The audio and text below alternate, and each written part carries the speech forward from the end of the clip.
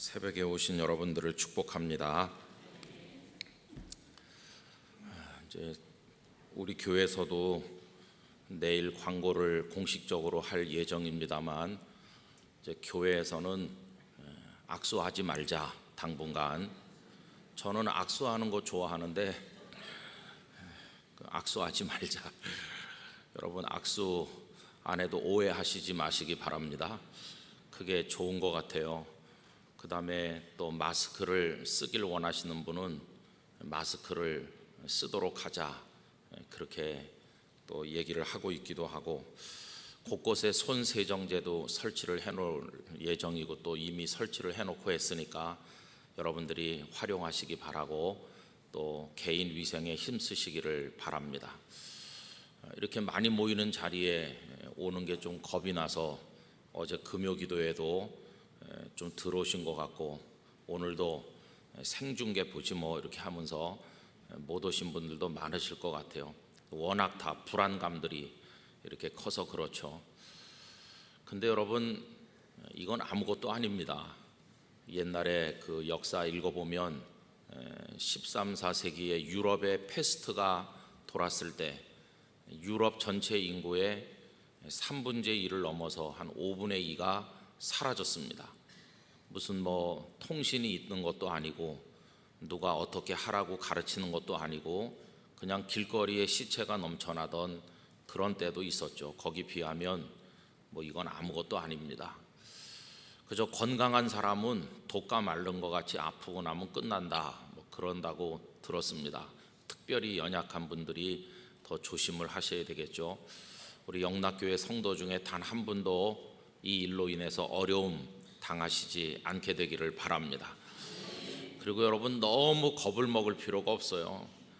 너무 겁을 먹으면 다 무인도로 가야 되고 안방에서 나오지 말고 있어야 되고 그러는데, 그래가지고야 어떻게 살겠습니까? 그러니까 좀 강하고 담대할 필요도 있고, 할 일은 또 의원이 다 해야 되는 것이고, 그러니까 여러분 너무 걱정하지 말고 우리가 할 일은 하고 하나님께 맡기도록 해야 되겠습니다. 저는 이런 생각이 들었습니다. 이렇게 겁을 먹고 벌벌 떠는 전 세계의 모습을 보면서 이거보다 훨씬 무서운 게 퍼져나가고 있어도 모르고 있지 않습니까? 무방비 상태로. 그게 뭡니까? 더러운 죄의 바이러스는 이미 전 세계를 뒤덮고 있어요. 거기 감염되면 그냥 좀 아프다가 고통받다가 이렇게 하는 정도가 아니고요, 영원히 죽는 거예요. 영원히. 그런데도 그거는 전혀 모르는 거죠. 여러분, 정욕에 빠져서 죄악에 감염돼 가지고 다 죽어 나뒹구는 사람들이 얼마나 많습니까? 예수님께서 우리를 위해서 그 죄를 해결하시고 죽음을 해결해 주시기 위해 오셨는데, 그거 모르고 욕망과 쾌락을 따라 사는 사람 너무너무 많아요. 여러분, 이 바이러스가 두려운 것보다 1000배 만배 우리를 무너뜨리는 죄악을 경계하시길 바라고, 그런 것들과의 싸움에서 이기시기를 기원합니다. 오늘 새벽에 오신 분들 하나님께서 특별한 은혜를 주시기를 바라고요. 오늘도 새벽 기도회를 위해서 주차 봉사하시는 분들, 또 무명으로 식사를 제공해 주시는 권사님, 너무나도 다 고마운 분들입니다. 우리 모두를 또 격려하는 뜻에서 우리 하나님 앞에 감사의 박수를 한번 하도록 하겠습니다.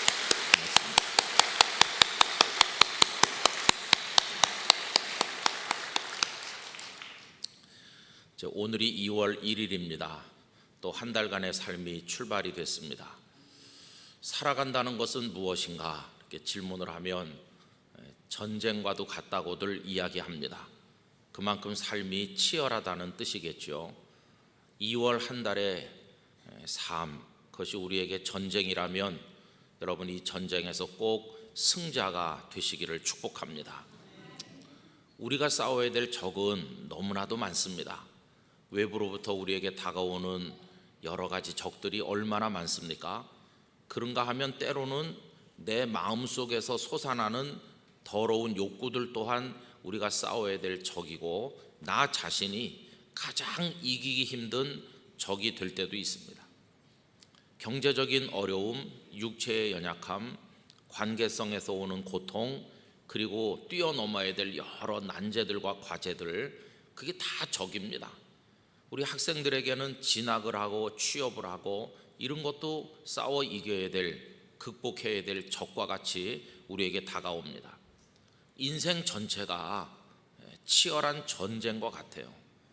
여러분, 그 모든 전쟁에서 우리들이 이기게 되기를 원하는 것입니다. 다윗은 잘 싸워 이긴 전사였다고 말할 수 있습니다. 여러분, 다윗은 평생 전투하듯 그의 인생을 살아갔습니다. 그의 인생은 대부분이 전쟁터에서 보낸 시간들로 채워졌는데, 그가 얼마나 많은 싸움을 싸웠는가 하는 것을 성경이 우리들에게 보여줍니다. 그리고 그는 대부분의 경우에 이길 때가 많이 있었습니다. 여러분, 그가 언제부터 이기기를 시작했을까 생각을 해보면, 아버지의 양을 맡아서 베들레헴 들판을 누비고 다닐 때, 그때 양떼를 움켜가려고 하는 곰이든지 맹수들이 나타나면 그는 싸웠다고 그랬습니다. 양을 지키는 것이죠. 그때부터 이기기를 시작을 했고, 그의 평생에서 가장 짜릿한 승리는 사무엘상 17장에 나오는 골리앗을 쓰러뜨렸을 때입니다. 골리앗을 쓰러뜨린 그 이김은 그의 평생에 잊을 수 없는 너무나도 드라마틱한 승리였고, 그 개인의 승리였을 뿐만 아니라 이스라엘 민족 전체의 승리였으며, 그 당시의 승리였을 뿐만 아니라 3000년도 더 지난 오늘에 이르기까지 우리들에게도 승리의 쾌감을 전해주는 엄청난 승리입니다. 여러분, 우리가 사무엘상 17장을 읽으면 우리가 다윗이 된 것 같은 느낌이 들지 않습니까? 제가 한 6살, 7살 초등학교 들어가기 전에 아무것도 모를 때 어머니께서 저를 집에서 연습을 많이 시켰어요. 그럼 이제 앞에 나가서 성도들 앞에서 하는 거죠. 그럼 어머니가 10원짜리 뭐 과자 이런 걸로 저를 유혹했고 저는 넘어갔습니다. 근데 지금도 기억나는 게 있어요. 요 장면을 어른들 앞에서 혼자서 하는 겁니다. 야, 이 만군의 하나님 여호와를 모르는 뭐 골리앗아, 그러면서 물맷돌을 받아라 그러면서 확 이렇게 하는 거, 어머니가 먼저 하고 저는 따라서 하고 이제 그렇게 했어요. 그때 터득한 기술로 지금까지 버티고 있는 겁니다. 근데요, 그게 얼마나 짜릿한 승리였겠어요. 그로 인해서 이스라엘 민족이 블레셋의 죽을 위기에서 구원을 받았습니다. 그리고 사울 왕의 부하 장수가 돼서도 가는 데마다 하나님께서 이기게 하셨고, 나중에 왕이 된 이후에도 곳곳에서 싸워서 이겼는데, 그가 잘 이긴 얘기를 몇 군데 읽어보면 이렇습니다. 사무엘상 18장 30절, 블레셋 사람들의 방백들이 싸우러 나오면 그들이 나올 때마다 다윗이 사울의 모든 신하보다 더 지혜롭게 행하매 이에 그의 이름이 심히 귀하게 되니라.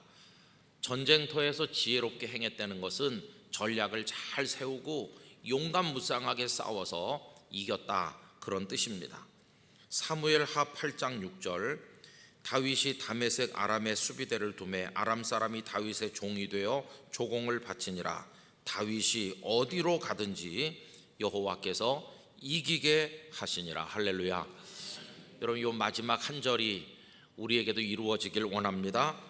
다윗이 어디로 가든지, 기마무게 바가무게 우리 각자가 어디로 가서 무엇을 하든지 여호와 하나님께서 이기게 해주시기를 기원하는 것입니다. 하나님의 도우심으로 이기는 겁니다. 자, 그런데 보세요. 다윗이 백전백승했나? 태어나서 70세에 죽을 때까지 그가 모든 전투에서 다 이겼나?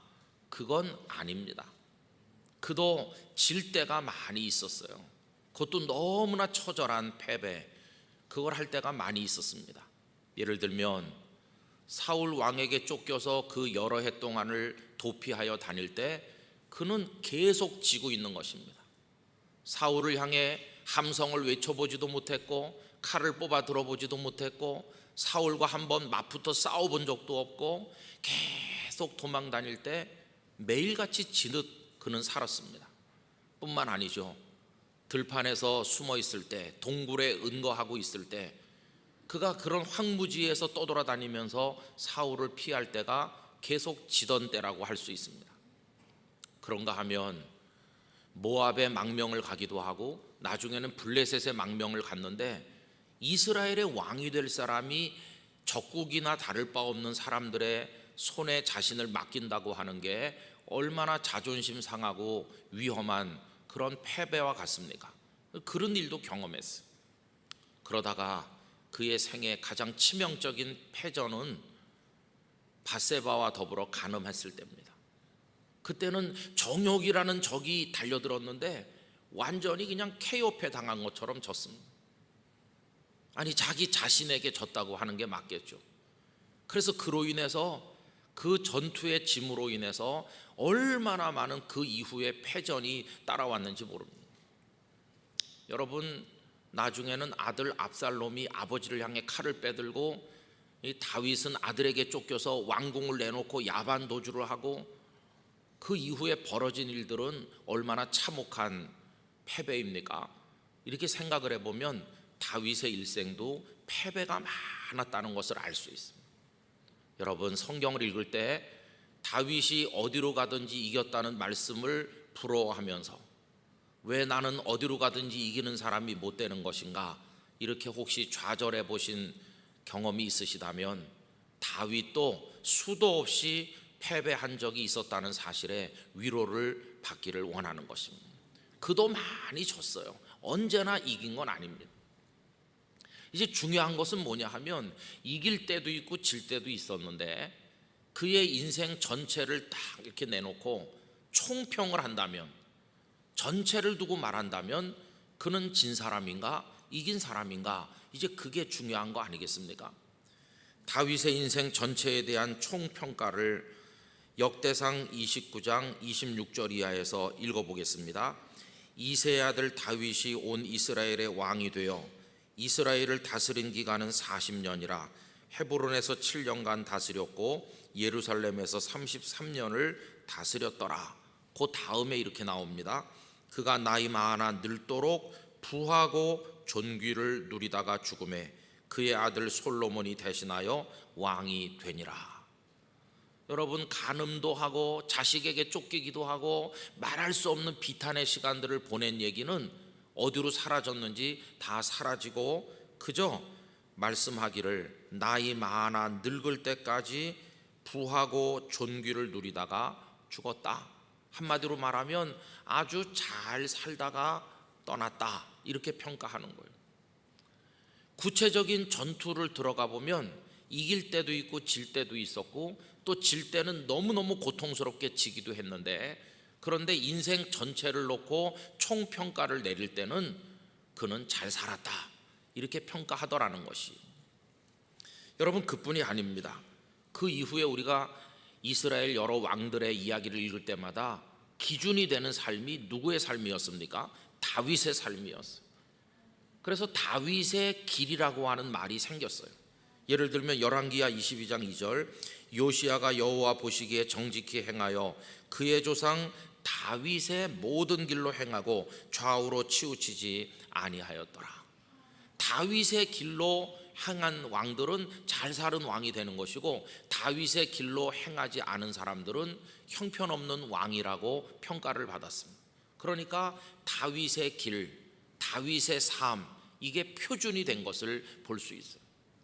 아니, 그렇게 무수히 지기도 하고 자식에게 쫓기기도 하고 간음도 하고, 이런 사람의 삶이 어떻게 표준적인 삶으로 제시될 수 있나, 이렇게 의아한 생각을 우리가 가지기도 하잖아요. 왜 그런 것일까요? 여러분, 그건 다른 게 아니라 세부적인 많은 전투에서는 패배할 때가 있었지만 전쟁 전체에서는 승리했기 때문이에요. 전투에서는 졌지만 전쟁에서는 이겼다는 것이 마치 이와 같은 것입니다. 어떤 자동차를 두고 평가를 해본다고 생각을 해보세요. 자동차를 가만히 보니까 헤드라이트가 불이 들어오지 않아서 앞을 비추질 못해요. 고장났네. 문짝이 들이받쳐서 찌그러졌어요. 잘 닫히지도 열리지도 않아요. 형편없네. 거기다가 그 윈도우 브러쉬 같은 게 잘 움직이지도 않아요. 아이고 망가졌구만. 그러면서 시트에 보면은 시트가 푹 꺼져가지고 자세를 똑바로 잡을 수가 없어요.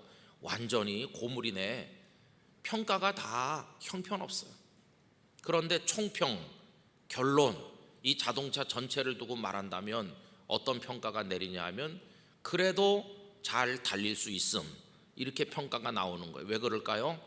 엔진은 멀쩡하니까.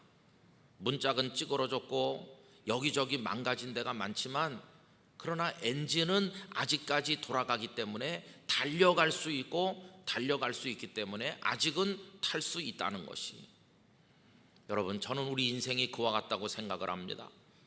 우리들은 전투에서 질 때가 너무나도 많이 있어요.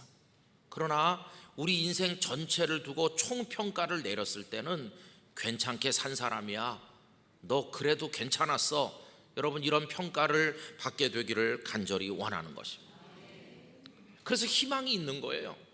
오늘도 지고 내일도 지고 계속 질 텐데 그래도 내 인생 전체를 두고 하나님께서 너 괜찮은 녀석이었어, 이렇게 해주시면 되는 거예요. 전투에 져도 전쟁에는 이기게 되기를 원하는 것입니다.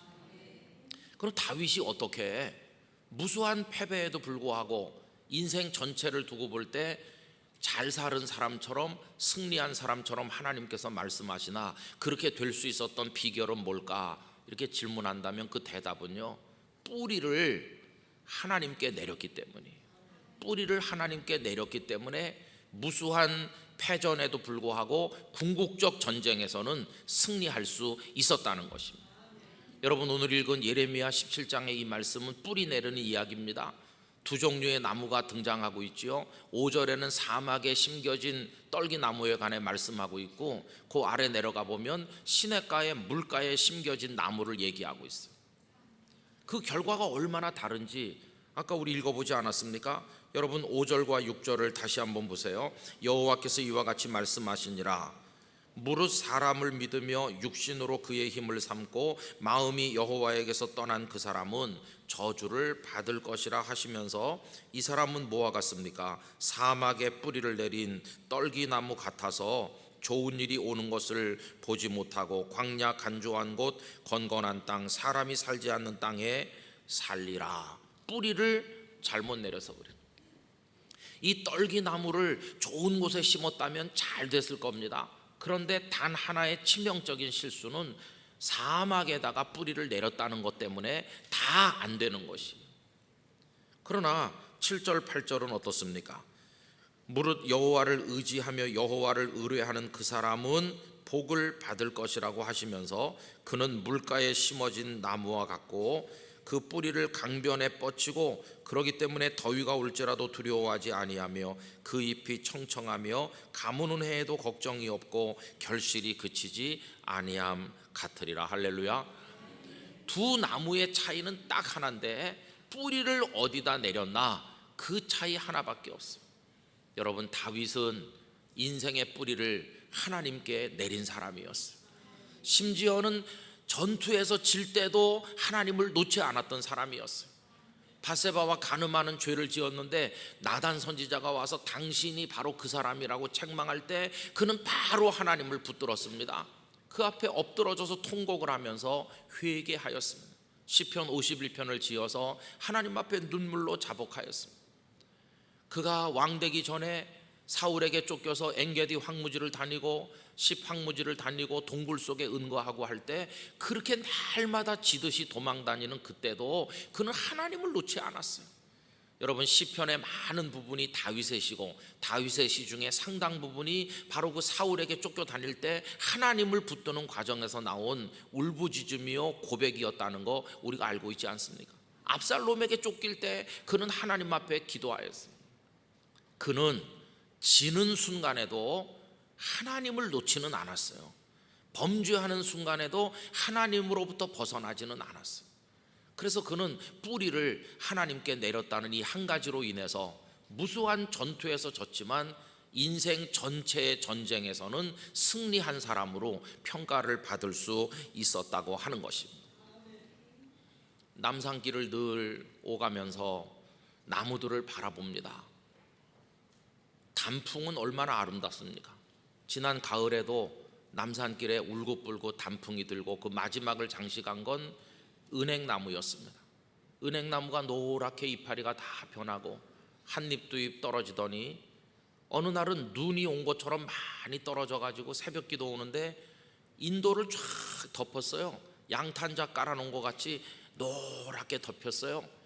그냥 가슴이 막 울렁거리는 거예요. 너무너무 아름답고 좋아서 저대로 계속 있었으면 좋겠다. 얼마나 아름다운 한 장면인가 이렇게 생각이 들어요. 일부러 나가서 걸어보기도 했습니다. 그런데 얼마 지나니까 누가 막 쓸어가지고 푸대자루에 담는 거예요. 저걸 왜 쓸어 담아? 좀 놔둬야지. 이런 생각이 들었어요. 근데 그 다음날 되니까 또 떨어져서 덮이고 또 떨어져서 덮여서 그래도 아직까지는 떨어질 이파리가 많이 남아있으니까 내가 며칠은 더 즐길 수가 있겠다 이렇게 생각을 했는데 얼마간 지나니까 마지막 잎새까지 다 떨어지고 아저씨는 와서 다 쓸어갖고 이젠 아무것도 없는 거예요. 깨진 보도브록만 떡 이렇게 보이는 거예요. 너무너무 아쉬운 거예요. 야, 정말 짧게 지나갔구나. 참 아쉽다 이런 생각이 들었어요. 그러나 제가 그러면서도 깨달은 게 있어요. 왜냐하면 나뭇잎이 다 떨어져서 벌거벗은 나무가 되는 건 전투로 말하면 나무의 패전이라고 할 수 있으면 패배하는 거죠. 다 떨어져 나갔으니까. 그러나 봄 되면 다시 새 잎이 돋아 나올 것입니다. 봄 되면 다시 무성한 나무가 될 것입니다. 진 것 같지만 다시 이기게 될 것입니다.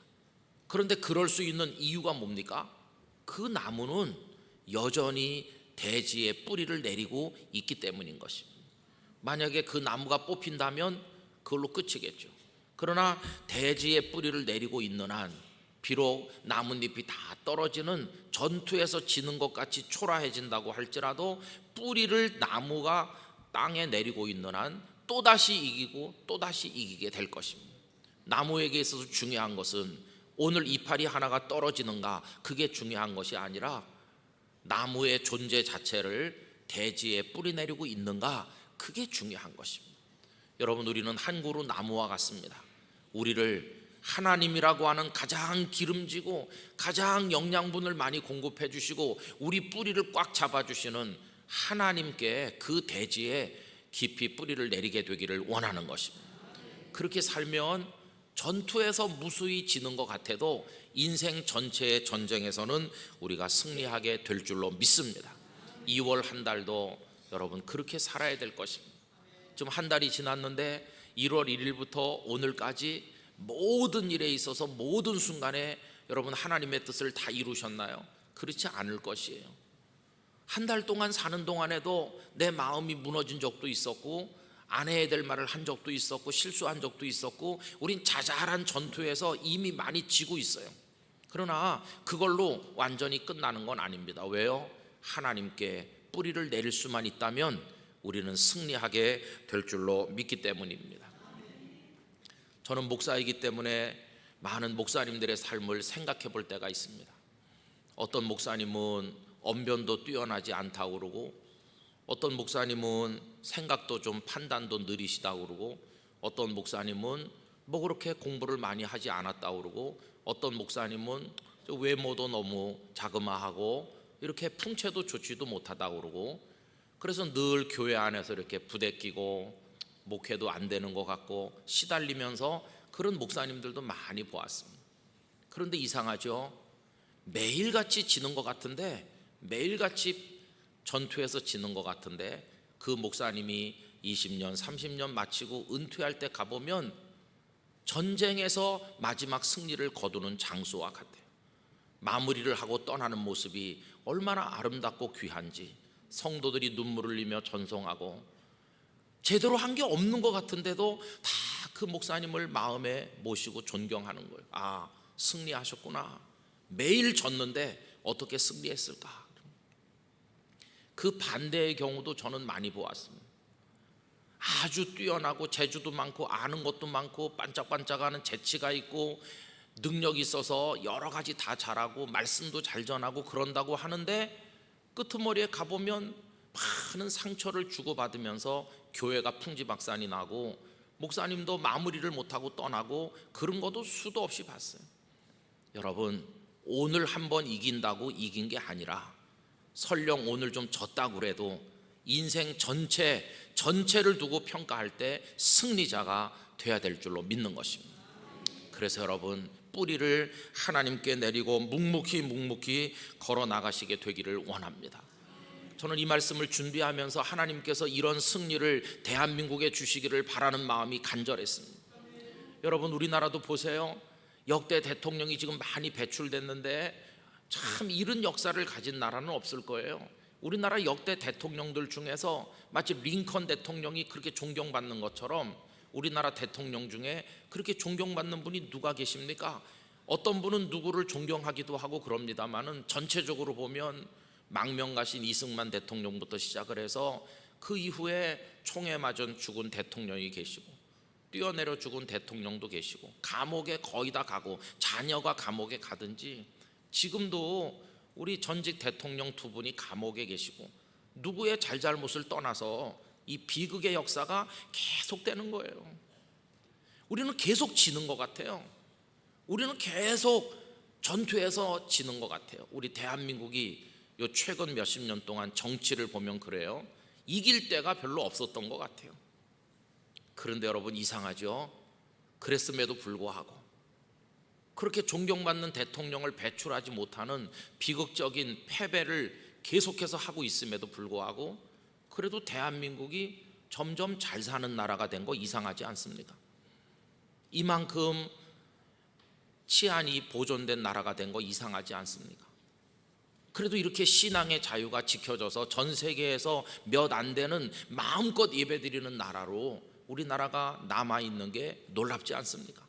그것도 또 핵을 머리 위에 쥐고 있는 상황에서도 이만큼 배부르게 먹고 따뜻하게 자면서 사는 나라가 된 거 이거 이상하지 않습니까? 저는 이런 믿음이 생기는 거예요. 지금 현재 우리 눈앞에 벌어지는 여러 우리나라의 상황도 매일같이 지는 것 같고 걱정이 많지만 하나님, 지는 것 같지만 마지막에 승리다 이런 평가를 얻게 될 줄 믿습니다. 우리 대한민국에 그런 은혜를 주시옵소서. 한국 교회도 그래요. 뭐 어느 교회가 이렇대, 어떤 목사님이 저렇대, 우린 매일같이 지는 것 같아요. 그러나 나중에 하나님께서 전쟁에서는 네가 이겼다 이렇게 해주시기를 바라는 마음이 간절한 것입니다. 그래서 여러분, 오늘 진 거 가지고 좌절하지 않으시기를 바랍니다. 궁극적 승리를 얻을 수 있는 우리가 될 수 있기를 간절히 원하는 것입니다. 이제 우리가 3월 6일부터 119 대작전을 한다고 말씀드렸어요. 6가지씩 내가 매일같이 체크하면서 하나님 앞에 나 자신이 변하고 하나님의 사람으로 살기 위한 결심을 하게 될 것입니다. 그래서 다 붙여놓고 매일같이 내가 그렇게 살았나 할 것입니다. 그 저녁 때 와가지고 오늘 내가 그거 했어야 되는데 했나 못했나 이렇게 다 점검하면 그 6가지를 다 해서 오늘은 내가 이긴 날이구나 이런 분도 계실 것이고, 한 가지밖에 못해서 오늘은 졌네 그럴 분도 계실 것입니다. 여러분, 119일인데 119일 중에서 100일만 이겨도요, 그리고 영락교회 성도 중에 10,000명만 100번 이기면 합치면 100만 번 이기는 거잖아요. 그래서 우리가 100만 번은 이겨보자 이런 마음을 가져보는 거예요. 근데 하다 보면 목사인 저부터가 6가지 결심을 해도 오늘도 제대로 못했어, 오늘도 진 날이야, 내일도 졌네 이럴 수도 있을 거예요. 그러나 저는 믿습니다. 우리가 100%의 승률을 자랑하지 못한다고 할지라도 그런 거룩한 수고와 하나님께 뿌리 내리는 영적인 몸부림을 통해서 많이 졌지만 마지막에는 승리자가 되는 영광을 얻게 될 줄로 믿는 것입니다. 그런 마음으로 우리가 다 한 덩어리가 돼서 일어나야만 될 것입니다. 2월 한 달 때로 좌절할 때도 있을 것이고 잘 못할 때도 있겠지만 여러분, 하나님께 뿌리를 깊이 내리시길 바랍니다.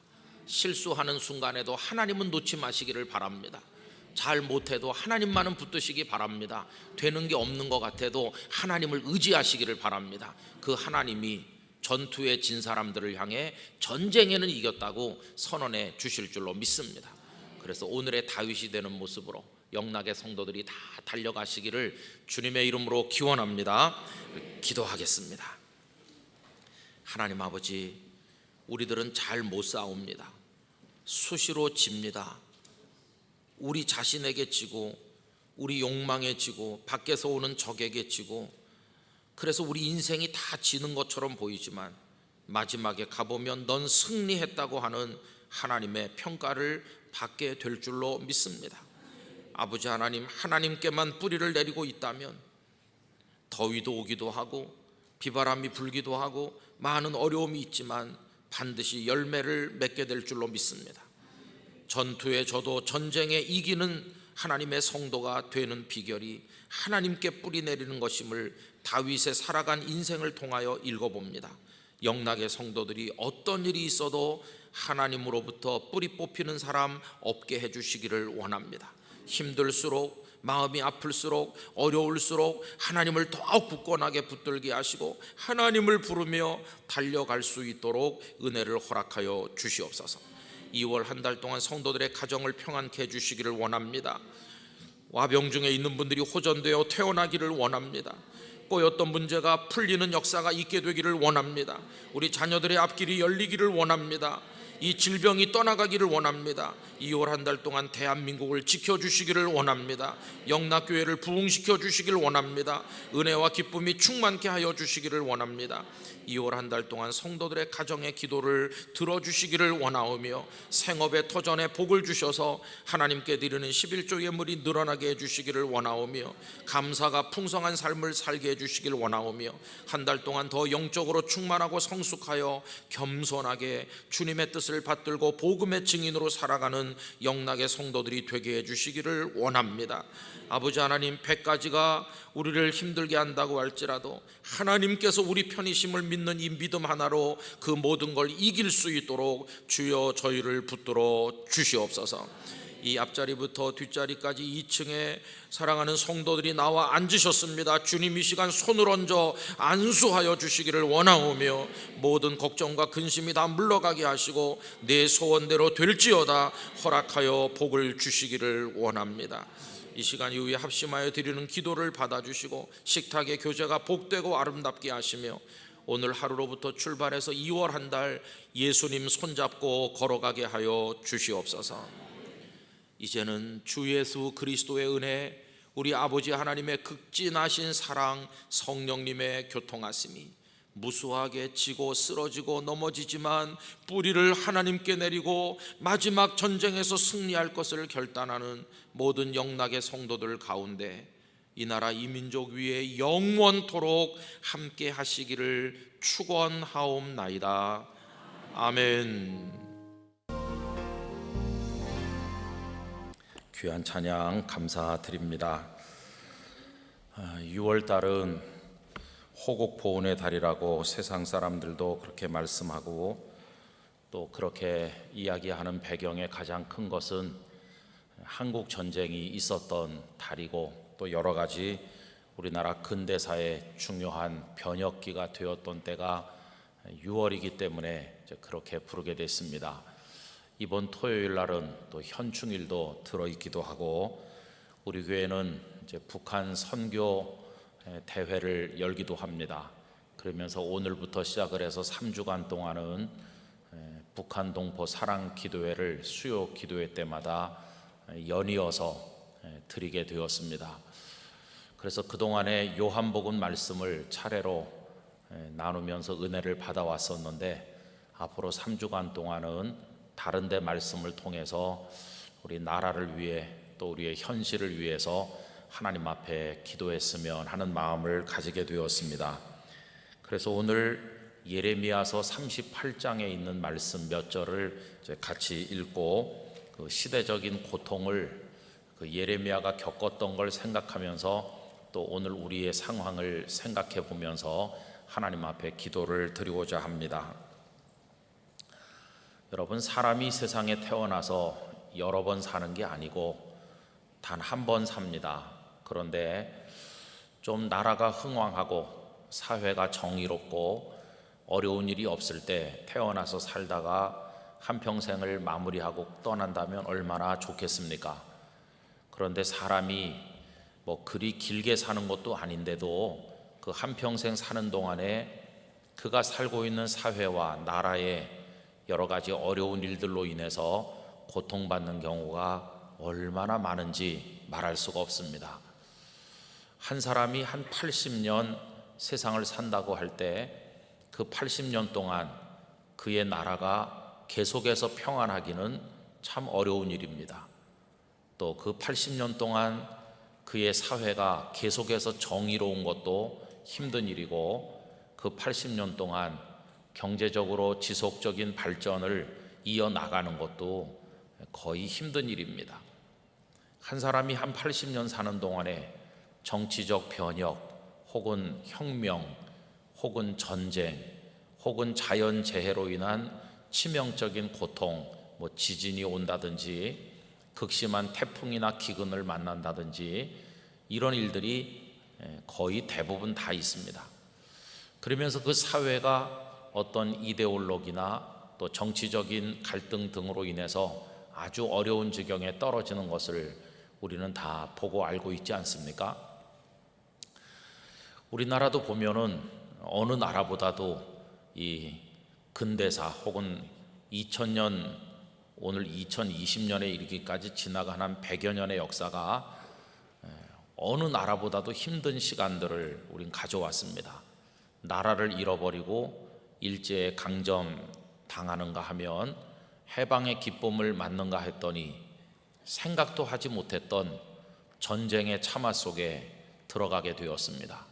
얼마나 많은 사람들이 죽고 이산가족이 되고, 그리고 지금도 그 상처가 치유되기는커녕 점점 깊어지는 가운데 남북 갈등을 넘어서 이제는 남남 갈등이 심각해지고, 그리고 얼마 전에 끝난 선거 직전까지도 광화문과 서초동으로 대변되는 여러 사람들의 의견의 나눔으로 인해서 우리 사회에 많은 아픔들이 있었고 지금도 상존하고 있고, 거기다 코로나19 바이러스가 겹치면서 미래가 불투명한 가운데 참 힘들게 살아가고 있습니다. 그래서 여러분, 우리네 인생에 대해서 궁극적으로 이야기해 본다면 어떤 염세주의자가 되거나 비관주의자가 될 수밖에 없는 상황이 우리들의 상황이 아닌가, 이런 생각을 해보기도 합니다. 여러분, 우리의 삶에 대해서 지나친 낙관이나 혹은 또 가벼운 잘 될 거야 식의 생각은 어떤 때는 도움이 되지를 못한다는 것을 알게 되고, 그저 우리는 주변이 시끄럽고 어려울수록 더욱더 하나님의 성소로 나가야 된다는 생각을 하게 되는 것입니다. 그래서 저는 우리 영락교회 성도들이 바깥에서 들려오는 소음 때문에 혼란을 겪지 말고 하나님의 성소에서 들려오는 하나님의 음성을 통해서 위로받고 새 힘을 얻고 우리 삶을 정초시켜 나가게 되기를 간절히 바라는 것입니다. 그 싸움이 좀 힘들어지는 것이죠. 예전에는 사회가 더 안정되고 그리고 우리나라가 여러 가지 면으로 긍정적인 면이 많았다고 생각될 때, 북한의 위협이 저렇게 심각하지 않았을 때는 그래도 조금 쉬웠던 것 같은데, 이제는 이 어려운 상황에서 하나님만 의지하는 것이 점점 더 어려워지고 있어서 우리의 영적 싸움도 그만큼 치열해지고 있다는 생각이 드는 것입니다. 그래서 여러분, 보통 준비를 하지 않아 가지고는, 보통의 준비만 가지고는 살아남기 어려운 믿음의 전쟁에서 패배할 수밖에 없는 그런 지경에 우리가 이르러 있다고 생각합니다. 저는 시대적 고통이 크다는 생각을 할 때마다 성경에서 늘 떠오르는 한 분, 예레미야를 생각하게 됩니다. 예레미야는 오늘 우리의 상황과 비슷할 때, 오히려 우리보다 더 어려울 때 사셨던 분이기 때문에 예레미야의 삶과 그분이 어떻게 사명을 감당했는가, 그리고 어떻게 하나님을 의지하면서 자신의 인생을 감당해냈는가, 이걸 보면서 우리의 삶이 어떠해야 될까, 이런 생각을 하게 되는 것입니다. 한마디로 말하면 예레미야가 살던 시대는 너무나 어려웠습니다. 남한국 유다가 거의 기울어서 서산머리로 넘어가는 저녁 태양에 그 나머지 빛이 조금 있는 정도로 그 나라가 거의 다 흑암에 먹혀지려는 상황에 그가 있었습니다. 그리고 어디서도 희망이 잘 보이지 않았습니다. 오늘 읽은 이 38장 말씀의 배경은 시드기야가 왕으로 있을 때인데, 여러분, 시드기야는 남한국 유다의 마지막 왕입니다.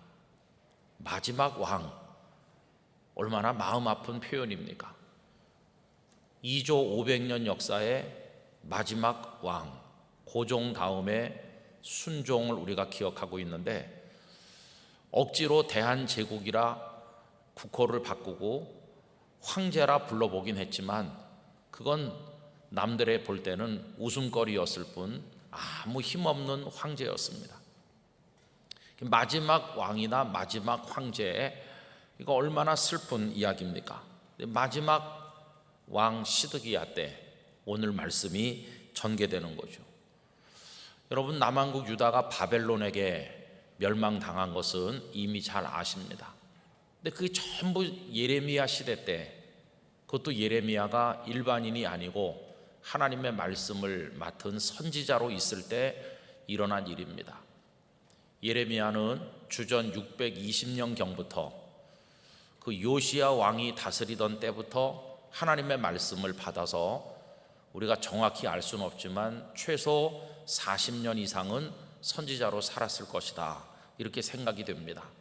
정확히 알 수 없다고 하는 이유는 남한국 유다의 수도인 예루살렘이 바벨론 군대에 의해서 멸망하고, 그리고 그 이후에 그가 애굽으로 끌려갔는데 애굽에서 언제 세상을 떠났는지 정확히 알 수 없기 때문입니다.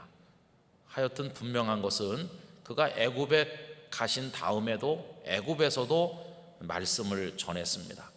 남한국 유다가 완전히 멸망한 것이 주전 586년이니까 620년부터 586년까지만 해도 만 36년 아닙니까? 그리고 이제 바벨론으로 끌려가서 저 애굽으로 끌려가셔서 이제 거기서 세상 떠나기까지 이제 몇 년을 더 하신 거니까 한 40년은 사명자로 살았을 것이다, 이렇게 생각이 듭니다. 그런데 그 바벨론 느부갓네살의 1차 침략이 언제 있었느냐 하면 주전 605년입니다. 605년에 쳐들어와서 예루살렘을 휘저놓고 그리고 사람들을 잡아갔는데, 그 1차 포로로 끌려간 사람 중에 가장 유명한 사람은 다니엘이 있습니다. 다니엘과 그의 친구들, 그 1차 포로 때 이제 끌려간 사람들이죠. 그리고는 몇 해 지나서 주전 597년에 2차 침공과 또 2차 포로가 있었는데, 그때는 왕이 된 지 석 달밖에 안 됐던 여호야긴이, 그 왕이 이제 포로로 끌려갔습니다. 그러면서 그때 끌려간 분들 중에 유명한 분은 이제 에스겔 선지자가 같이 끌려간 거죠. 그리고 또 몇 해 지나서 주전 586년에는 3차 침공과 포로가 있었는데, 이때는 완전히 예루살렘 성이 다 회파되고, 그리고 예루살렘 성전이 다 무너지고 무수한 사람이 죽음을 당하고, 그리고 여기 등장하는 마지막 왕 시드기야는 성이 무너지는 것을 확인했을 때 저 광야로 도망갔습니다. 도망가다가 바벨론 군대에게 붙들려서 끌려와 가지고, 그리고는 사랑하는 자녀들이 죽음 당하는 것을 두 눈으로, 아버지로서 자식들이 죽는 것을 바라보고, 그리고는 바벨론 사람들에 의해서 두 눈이 뽑힌 이후에 쇠사슬에 결박되어 바벨론으로 끌려가 거기서 처참하게 죽게 됩니다. 그러니 이 몇 차례에 걸친 바벨론의 침략, 그리고 성이 무너지는 거, 수많은 사람들이 계속 끌려가다 마지막에는 완전히 폐허가 돼서 무너지는 그 모든 과정을 이 예레미야는 선지자의 입장에서 다 보고 있는 거죠. 정말 어려울 때 나셨다. 정말 어려울 때 사명을 감당하셨다. 이런 생각이 들면서 그 예레미야의 고통이 얼마나 컸을까. 그러니 성경에 유일하게 예레미야 애가가 붙어 있어서 우리는 예레미야를 눈물의 선지자라 그렇게 부릅니다. 아마 그의 눈이 너무 울어서 다 짓무르지 않았을까. 하나님께서 예레미야를 참 힘들 때 세상에 보내서 힘든 상황 한복판에서 살게 하셨구나, 이런 생각을 이제 하게 되는 것이죠.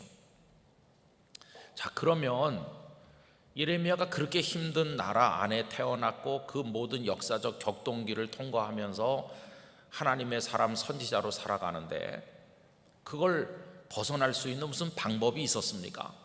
예를 들면 다른 나라로, 평안한 나라로 탈출하여 간다던가, 선지자의 사명을 던져버리고 하나님께 등 돌려 배를 타고 도망가려 했던 요나처럼 한다던가, 뭐 그렇게 할 수 있는 상황이었나요? 그것도 아니었습니다. 그는 어디로 피난할 생각도 해본 적이 없고 하나님께서 그의 자리를 정해주신 거기서 그 고통의 한가운데서 그 모든 걸 지켜보고 눈물 흘리고 부르짖고 탄식하고 감내하면서 살아갔습니다. 그 선지자의 사명 너무 힘들기도 했어요. 사실 선지자로 살아간다고 하는 것은 양면성이 있습니다.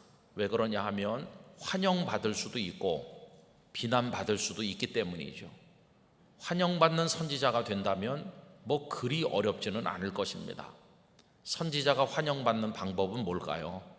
그것은 사람들이 듣고 싶어 하는 메시지를 들려주는 겁니다. 그러면 사람들은 오늘 좋은 얘기 들었습니다, 참 듣고 싶은 말씀이었습니다, 그러면서 그에게 수고했다고 떡덩이도 주고 이것저것 챙겨줄 것입니다. 그러나 예레미야는 사람들이 듣고 싶은 말을 전해주는 선지자가 아니라 하나님께서 그의 입에 넣어준 말씀을 전하는 참 선지자였습니다. 사람들이 듣고 싶은 말씀을 전하는 선지자를 성경은 거짓 선지자라고 말하고, 하나님께서 입에 넣어준 말씀을 전하는 사람을 진정한 참 선지자라고 합니다. 예레미야는 수많은 거짓 선지자 중에 홀로 존재했던 참 선지자였습니다. 하나님께서 그의 입에 넣어준 말씀이 사람들이 듣고 싶어하는 이야기와 같은 맥락의 말씀이었다면 고통이 없었을 텐데, 하나님께서 그의 입에 넣어준 말씀은 사람들이 듣고 싶어하는 말씀과는 정반대였습니다. 바벨론의 위협이 점증하는 가운데 유다 백성들이 듣고 싶은 메시지는 뭐였을까요? 하나님께서 우리를 사랑하신다, 우리 나라를 지켜주실 것이다. 그래서 바벨론 느부갓네살의 세력이 아무리 강성해진다 할지라도 걱정할 거 없다. 하나님께서 피할 길을 내실 것이다. 바벨론은 저러다가 멸망해버리고 말 것이다. 그리고 하나님께서 우리에게 구원자를 보내주실 것이다. 구원자가 누구냐? 저 남쪽에 있는 또 다른 강대국 애굽이다. 애굽이 바벨론을 물리치고 우리를 지켜줄 것이다. 이게 그 당시 유다 백성들이 듣고 싶어 했던 메시지입니다. 그 당시 그 유다, 남왕국 유다의 왕궁에는 친애굽파 정치인들이 다수였습니다. 다 애굽을 의지했습니다. 애굽이 우리를 도와줄 거다, 이런 식으로 했습니다. 그런데 하나님께서 예레미야에게 전하라고 하신 말씀은 그 반대였습니다. 느부갓네살은 약해지긴커녕 점점 강성해져서 두로아시돈, 모압과 암몬, 다른 주변 나라들도 다 바벨론의 손에 들어갈 것이고, 그리고 마지막에는 이 남왕국 유다, 그리고 이 수도 예루살렘, 성전까지도 다 바벨론의 손에 무너질 것이다. 너희들이 그토록 의지하는 그 애굽 믿지 말아라. 애굽도 바벨론에게 무너질 것이다. 그럼 살려면 어떻게 사느냐? 애굽을 기웃거린다던가 피하고 도망갈 생각하지 말고 바벨론 느부갓네살에게 항복해라. 바벨론 느부갓네살은 하나님께서 너희들의 죄를 징벌하기 위해서 잠깐 사용하시는 채찍인데 그 채찍 피할 생각하지 말고 채찍을 달게 받을 각오를 하고 바벨론에게 항복을 하면 너희들이 그나마 보존되고 살 것이다. 이게 하나님께서 예레미야에게 전하라고 하신 말씀이었습니다. 여러분, 오늘 본문에도 그 이야기가 나옵니다. 2절과 3절이 이제 예레미야가 전한 말씀인데요. 다시 한번 다 같이 읽어보겠습니다. 여호와께서 이와 같이 말씀하시되 이 성에 머무는 자는 칼과 기근과 전염병에 죽으리라. 그러나 갈대아인에게 항복하는 자는 살리니 그는 노량물을 어둠같이 자기의 목숨을 건지리라. 여호와께서 이와 같이 말씀하시니라. 이 성이 반드시 바벨론 왕의 군대의 손에 넘어가리니 그가 차지하리라 하셨다 하는지라. 예루살렘은 끄떡없을 겁니다. 예루살렘은 평안할 것입니다. 이 말을 듣고 싶어하는 백성들에게 예레미야는 이 성이 다 무너져서 바벨론의 손에 넘어갈 거다, 애굽이 와서 구원해 줄 거라는 말을 듣고 싶어하는 그들에게 예레미야는 바벨론 군대가 이 성을 다 차지할 거라고. 여러분, 이 메시지는 오늘 본문에만 나오는 게 아닙니다. 예레미야 그 설을 읽어보면 여러 군데 반복되고 있어요. 한 군데만 더 읽어드리면 예레미야 21장 9절과 10절입니다. 이 성읍에 사는 자는 칼과 기근과 전염병에 죽으려니와. 이 성읍이 예루살렘 아닙니까? 예루살렘은 영원할 거라고 생각하는 그들에게 천만에 예루살렘이 칼과 기근과 전염병에 무너져 다 죽게 되고 너희를 애워싼 갈대아인 바벨론인에게 나가서 항복하는 자는 살 것이나 그의 목숨은 전리품같이 되리라. 여호와의 말이니라. 내가 나의 얼굴을 이 성읍으로 향함은 복을 내리기 위함이 아니요 화를 내리기 위함이라. 여러분, 그 백성들은 하나님은 언제나 자신들을 향해 미소 짓고 좋은 말씀 위로하시고 살려줄 거라고 생각했는데 하나님께서는 화를 내리려고 하신다. 이 성읍이 바벨론 왕의 손에 넘김이 될 것이요 그는 그것을 불사르리라. 여러분, 이런 설교를 예레미야가 사람들 앞에 하고 다니니까 사람들이 얼마나 그를 미워했겠습니까? 지금 바벨론이 우리를 위협하고 사람들을 잡아가는 판에 저 예레미야 저 녀석은 바벨론에게 항복을 해야 된다고 그러니 저 매국노도 저런 매국노가 없다. 그러면서 예레미야를 향한 징호가 정치하는 사람들에게도 쏟아지고, 그리고 동료 선지자들도 그를 향해서 분노하고 일반 백성들도 그를 향해서 비난하고, 예레미야는 홀로 그 모든 고통을 감내해야지 않으면 안 되었다는 것입니다. 여러분, 예수님께서 제자들을 세상에 보내시면서 요한복음 17장에서 대제사장의 기도를 드리셨는데 예수님의 제자들도 장차 예레미야가 겪은 것과 같은 고통을 겪게 될 것을 예수님의 기도 속에서 찾아볼 수 있습니다. 요한복음 17장 14절 내가 아버지의 말씀을 그들에게 주었사오매. 여러분, 제자들이 나가서 전할 말씀이 자기들의 개인 생각입니까? 아닙니다. 하나님께서 전하라고 하는 말씀을 이 제자들이 이제 전할 거 아닙니까? 예수님께서 그들이 전할 아버지 하나님의 말씀을 제자들에게 주었는데 제자들이 가서 그걸 전하면 어떻게 되나요? 세상이 그들을 미워하여 싸우니 이는 내가 세상에 속하지 아니함 같이 그들도 세상에 속하지 아니함으로 인함이니이다. 제자들은 복음을 들고 나가면 사람들에게 환영을 받는 게 아니라 오히려 비난받다가 핍박받다가 죽게 될 거라는 것입니다. 왜냐하면 제자들이 전하는 말씀이 사람들이 듣고 싶어하는 말씀이 아니거든요. 여러분, 제자들이 가지고 나가 전하는 말씀은 동전의 양면과 같아요. 하나님을 믿고 예수 그리스도를 믿고 구원을 받으세요, 이렇게 전하는데 곧 뒤집으면 뭐가 되냐 하면은 믿지 않으면 영원히 멸망한다, 그겁니다. 그러니 누가 멸망의 메시지를 듣고 싶어 하겠어요? 오늘 우리 한국 교회에서는 심판의 설교는 거의 다 사라졌습니다. 지옥에 떨어질 거라는 설교는 우리 한국 교회에서는 들어보기가 어려운 것이죠. 그저 다 하나님께서 평안을 주실 거라고, 다 잘 될 거라고, 그러면 우리는 기다렸다가 아멘 하고 잘 될 거래, 그러면서 집에 가는 거죠. 그리고 사람들은 그런 듣고 싶어 하는 설교를 많이 하면 좋아하고, 그런 교회 사람들이 더 많이 모여서 소위 부흥된다고 이야기하는데, 이게 정말 영적으로 옳은 것인가 하는 회의가 들 때도 얼마나 많은지 모릅니다. 근데 예레미야도 그렇고 예수님의 제자들도 그렇고 하나님께서 그 입에 넣어주신 말씀을 정직하게 전하면 칭찬받을 때도 있겠지만 욕먹을 때가 더 많고, 환영받을 때보다 비난받고 핍박받을 때가 더 많은 게 아닌가, 이런 생각을 하게 된다는 거죠. 그래서 여러분, 이런 게 다 예레미야의 고통이었어요.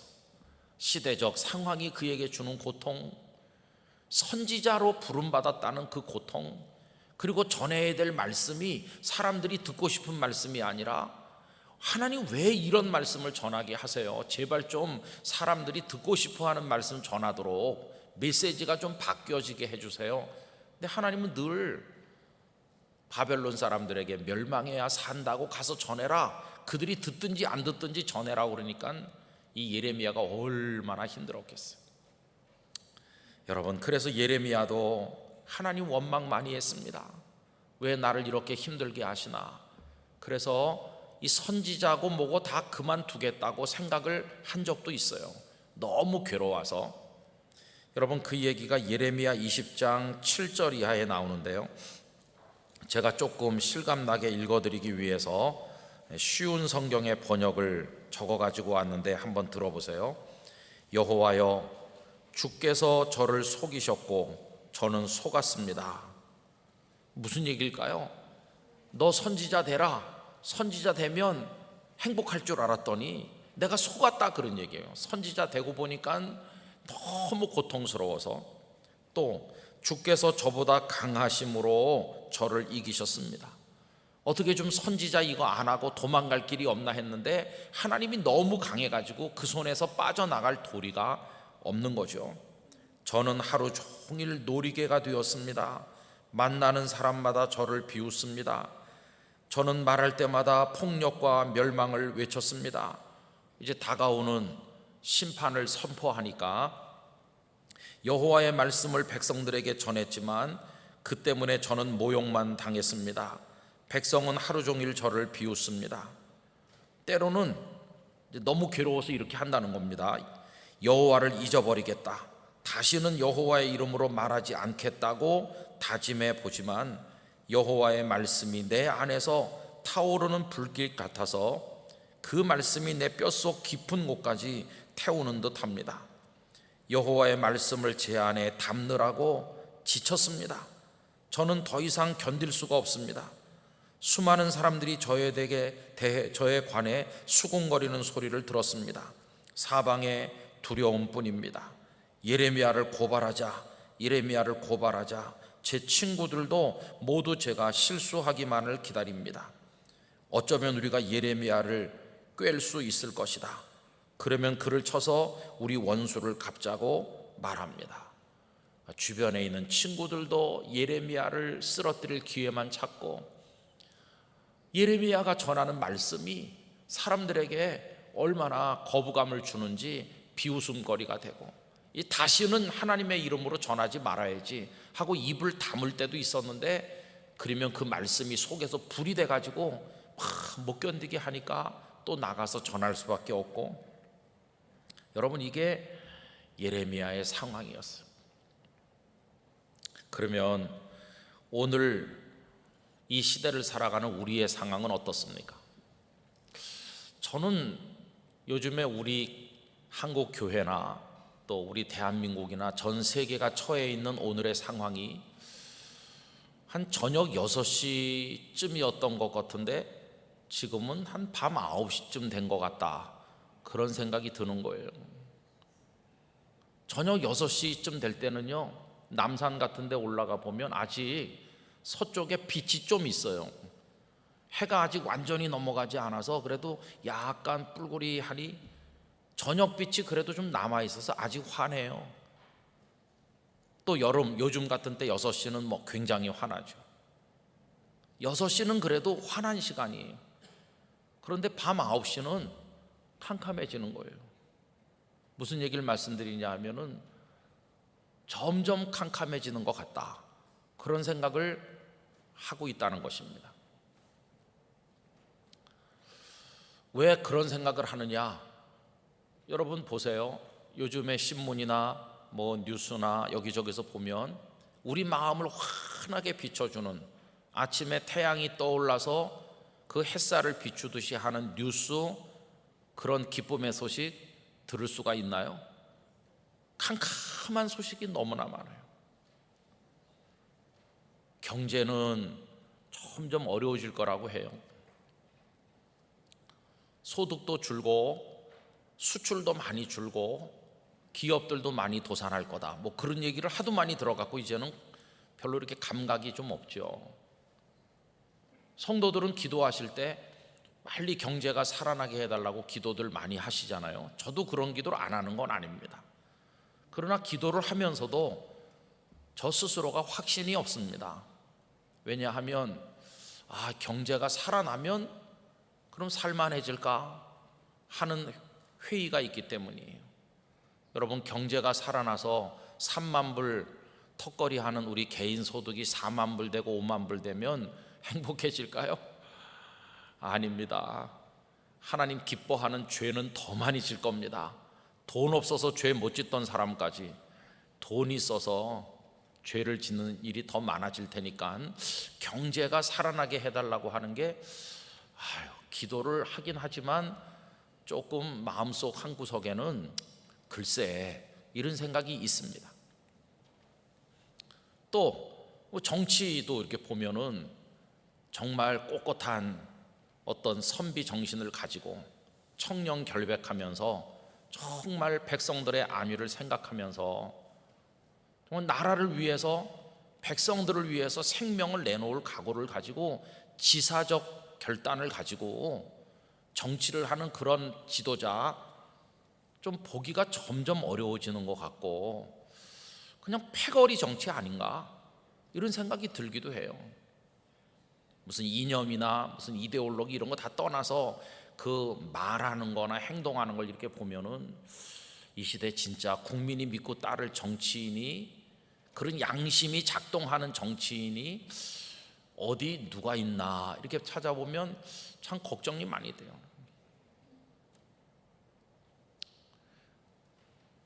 그리고 학교, 그래도 다음 세대를 키워내는 교육의 현장은 희망이 있어야 되는데 학생들이 선생님을 막 때리기도 하고, 선생님이 한마디 한다고 학부모까지 다 동원해가지고 학교를 뒤집어 놓고, 무슨 교권이 있습니까? 스승이 어디 있습니까?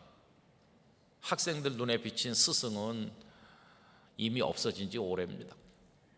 선생님들도 학생들에 대해 기대를 별로 가지지도 않고 너무 힘드셔서들 정년까지 채우지 않고 그냥 명예퇴직에서 끝내서 빨리 교단으로부터 탈출하려고 하는 분들이 점점 많아진다고 그러죠. 학교 정말 그래도 청정지역이어야 되는데 학교는 선생님께 고개 숙여서 정중하게 인사하는 제자가 있어야 되고 배움을 청하는 모습이 있어야 되고 학생을 위해 마음 아파하는 스승들이 많아야 되는데 그런 거 찾아보기가 참 어려워요. 젊은이들의 양심, 온라인 시험 치니까 다 공부 잘해서 의대 들어간 대학생들이 다 집단 컨닝했다고 하는 게 엊그제 계속 나오는 뉴스 아닙니까? 똑똑해서 의과대학 가려면은 공부 잘해야 됩니다. 그런데 다 컨닝한다. 그런 양심을 가진 사람들이 다 의사가 되는 겁니다. 이제 다 그렇진 않겠지만요. 지금 의대 다니는 학생이 한 10년, 20년 후에는 각 병원에 포진해가지고 우리나라 국민들을 진료할 텐데 학생 때 다 컨닝했던 사람들이 수술칼을 잡는 거고, 거기 정말 환자를 위해 눈물을 흘리는 정직하고 정말 그런 인수를 베푸는 의사가 많이 배출될 수 있을까? 벌써 가장 깨끗해야 될 20살 안팎의 청년 때 벌써 다 컨닝하고 속이고 하는데 30살, 40살 되면 오히려 그 시커먼 마음이 더 커지는 거 아닌가? 그런 생각이 들면 참 슬퍼요. 교회는요, 부끄러워서 말을 못하죠. 교회는 이게 다 우리에게 돌아오는 거예요. 마치 뭐와 같으냐 하면은 입에다 물을 한 모금 물고 푹 했더니 다 내 얼굴로 떨어지는 거나 마찬가지.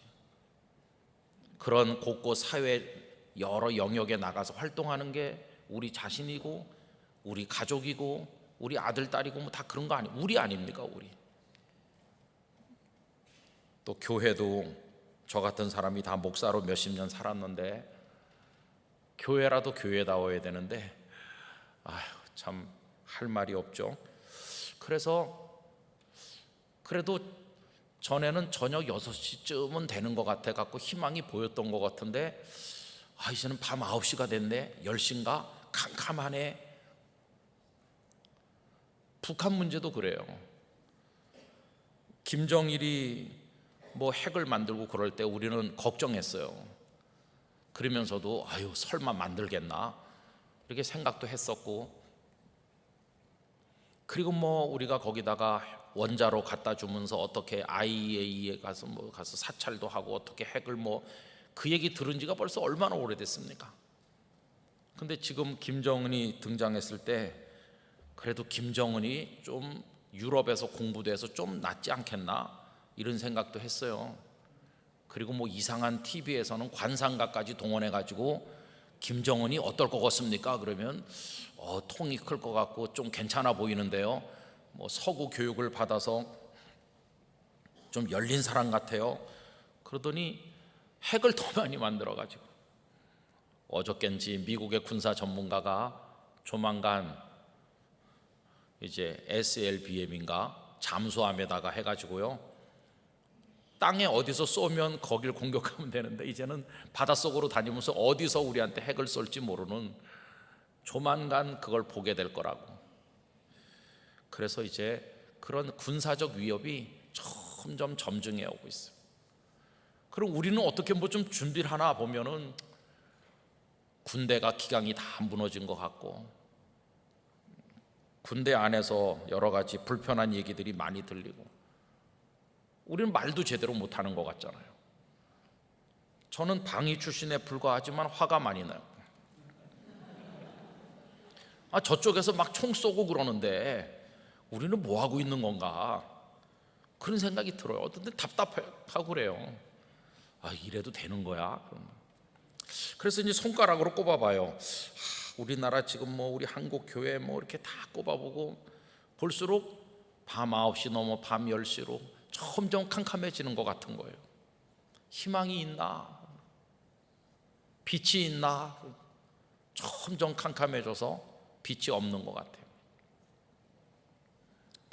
여러분, 빛이 없다, 캄캄하다, 빛이 없을까요? 그래도 빛이 있는 거예요. 그 빛이 뭘까요? 그래도 그 캄캄한 밤에도 하늘에는 별이 떠 있는 거죠. 별빛이 있는 거죠. 저는 지나간 금요일 날 오늘 본문 말씀을 주보에다가 이렇게 미리 내면서 며칠 동안을 오늘 이 말씀을 마음속으로 새기는데, 이 시대에 우리에게 빛을 비추는 존재가 있을까? 그래도 하늘엔 별이 있는 거죠. 지난번에도 말씀드린 것처럼 오후 5시 넘어 6시쯤 오대산 밑에 도착을 해서 제가 그 밤새 오대산을 혼자서 걸어 넘은 얘기를 전에 말씀드렸잖아요.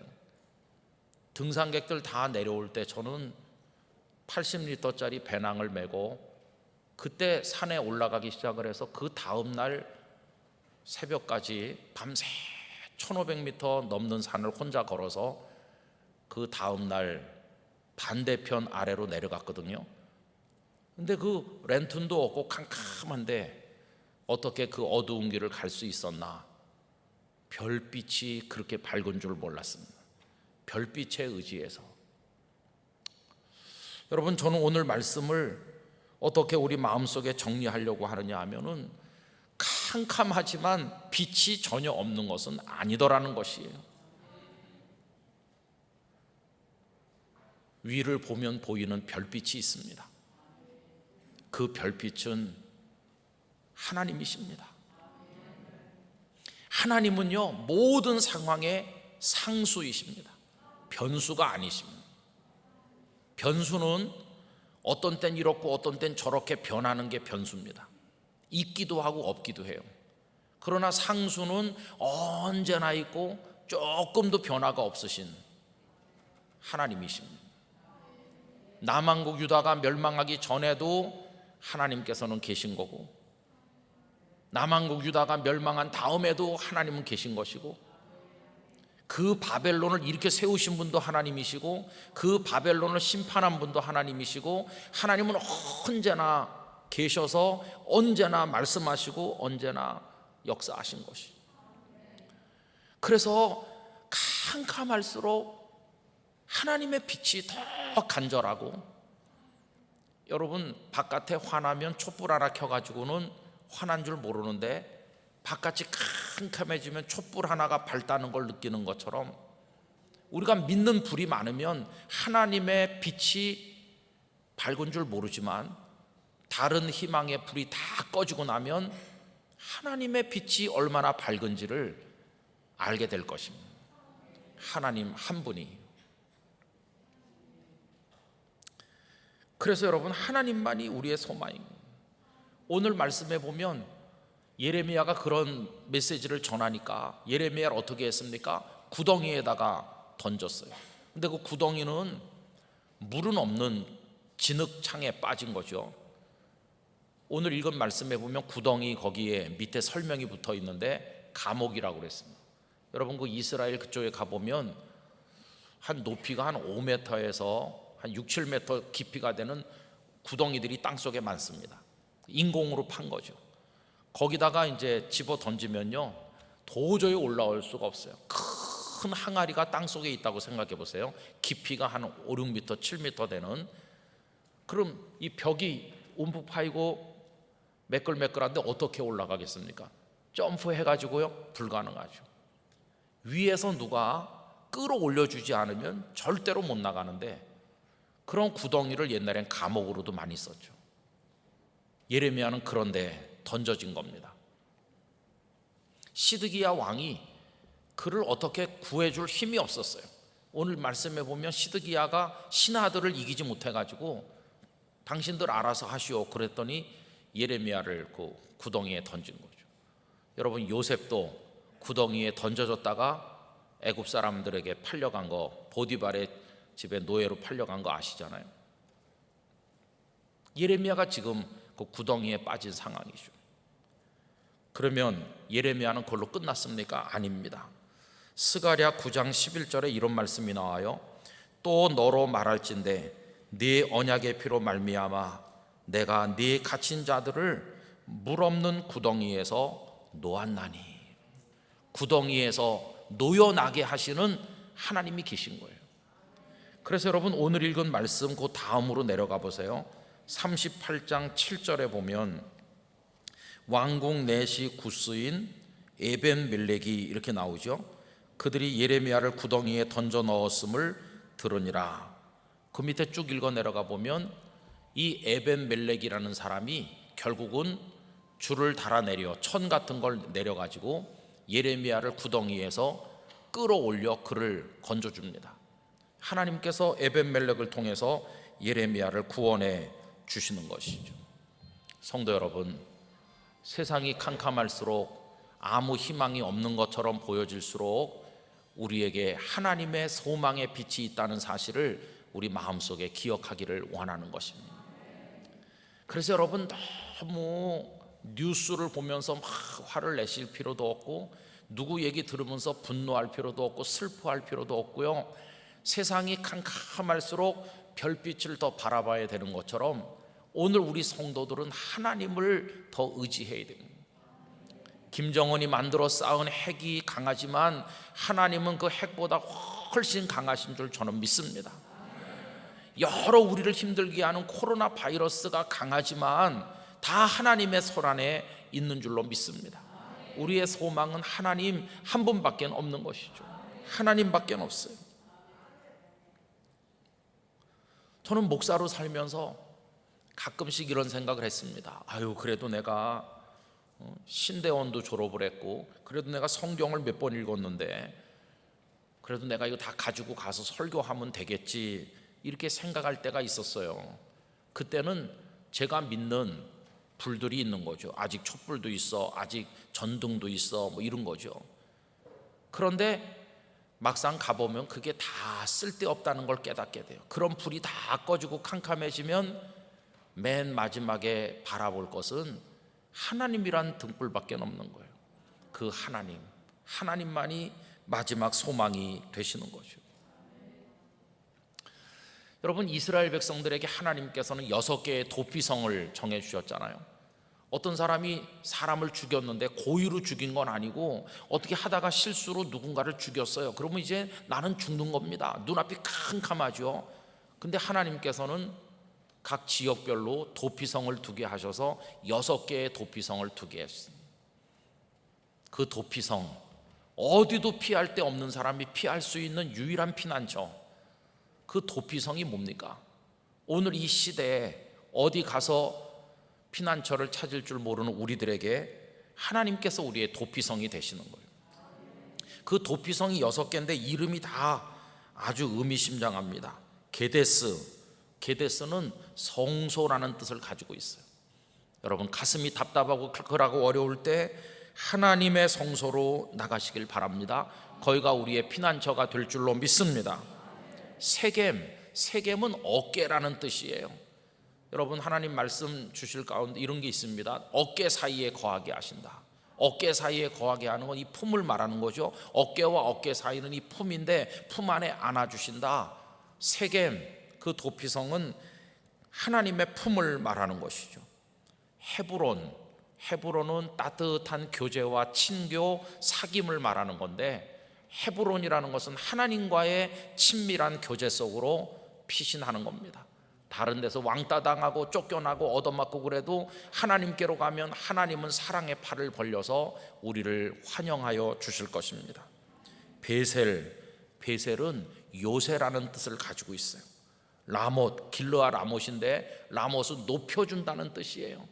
세상에서 손가락질 당하고 희망 없고 저 진창 웅덩이 밑바닥에 빠진 사람도 끌어올려 존귀케 만드시는 분 하나님이신 줄 믿습니다. 그 다음에 바산 골란이라고 할 때 그 골란, 이 골란은 거룩하게 한다, 성별이라는 뜻이 있습니다. 이 6개의 도피성은 실수로 사람을 죽이고 갈 데가 아무 데도 없고 눈앞이 캄캄한 사람에게 이런 피난처가 되어준 것이, 오늘 우리가 처해 있는 그 상황이 얼마나 어렵습니까? 그러나 그 얼마나 어려운지 다 말할 수 없을 만큼 힘든 상황에 있다고 할지라도 하나님은 우리의 소망의 빛이 되시는 줄로 믿습니다. 영락교회 예배당에 성도들이 좀 모여서 북한 동포를 위해서 기도한다고 무슨 청와대가 주목하겠어요? 무슨 다른 사람들이 주목해서 보겠어요? 아무도 알지도 못하죠. 그러나 여기 성도들이 북한 동포를 사랑하는 마음으로 우리 민족을 위해서, 우리 대한민국의 현실을 위해서 기도를 드릴 때 빛 되신 하나님은 우리를 비춰주시고 우리를 보고 계신 줄로 믿습니다. 이게 하나님만 붙드는 우리의 마지막 몸부림이 되는 것이죠. 하나님밖에 없습니다. 하나님, 우리를 좀 살려주세요, 이렇게 하는 거죠. 여러분, 휴대폰을 끌 때 그 마음을 아세요? 휴대폰을 왜 켜고 있나요? 막 회사가 부도가 나가지고 막 지금 마음이 다 타들어가요. 너무나 초조하고 그래요. 휴대폰을 켜고 기다리는 거는 어디선가 그래도 희망의 메시지가 올까 하고 켜고 기다리는 건데, 은행 마감 시간은 다가오는데 오는 소식은 이제 점점 힘들게 하는 소식만 계속 오고, 그러다가 어느 시점이 되면 휴대폰을 꺼버리는 거예요. 휴대폰을 끄는 마음, 틀렸어. 나를 도와줄 친구도 없고 부도를 막아줄 사람도 없고 끝난 거야. 휴대폰을 끄는 그 마음은 이제 소식이 올 때는 하나님밖에 없어. 그게 휴대폰을 끄는 마음이죠. 제가 부산에 있을 때 종종 가던 기도원이 있습니다. 거제도 둔덕이라는 곳에 있는 에스더 기도원인데 부산 영락교회 권사님께서 세우신 기도원이죠. 거기 가면은 조용하게 기도할 수 있고 바다가 내려다 보이고 정말 마음이 평안해진 곳이었어요. 한 번은 오래전에 갔더니 목사님 같이 식사하시면 좋을 분이 한 분이 있다고, 보니까 모르는 분인데 이렇게 점잖게 생기셨어요. 그래서 같이 그 권사님이랑 밥을 먹으면서 이분은 부산에서 온 목사님이고 이분은 뭐 어느 교회 장로님이시라고 인사를 이렇게 시켜줬어요. 그분의 사연이 그거였습니다.